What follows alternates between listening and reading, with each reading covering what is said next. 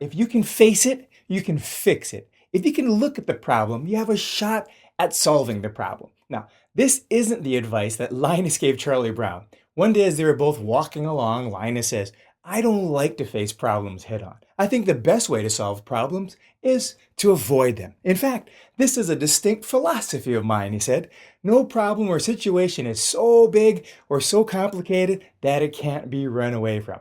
So running away or avoiding or ignoring problems are not solution. Sticking your head in the sand and hoping for the best won't get it done. Speaking of sticking your head in the sand, FYI, ostriches really don't bury their heads in the sand when they're afraid. It's one of those myths that started a long time ago and just kept on going and going. Glinda Cunningham of the American Ostrich Association, and yes, America has an ostrich association, says that if they're pecking at something on the ground, you see them from a distance, they could look like they have their heads buried, but that's about it. Anyway, forget it. The ostrich's response to fear is generally flight, not literally because they can't fly, but running away kind of flight.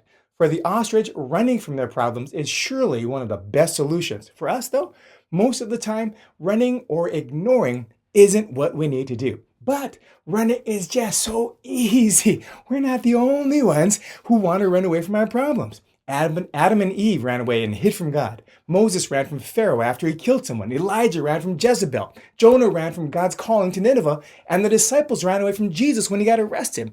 Lots of runners in the Bible, but that's not the solution. We need to face our problems so we can fix them. This is the first step, acknowledging the existence, the severity, and the seriousness of the problem.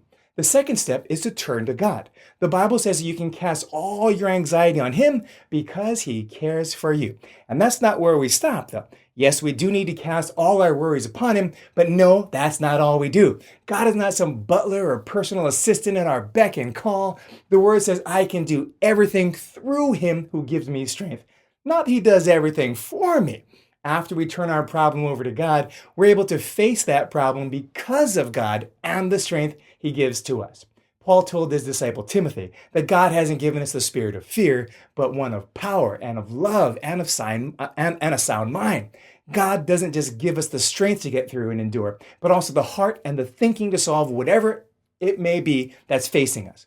Pray that God would give you His thoughts, His mind, and His ways to face, not run away from, all that faces you, and you will be victorious in Him.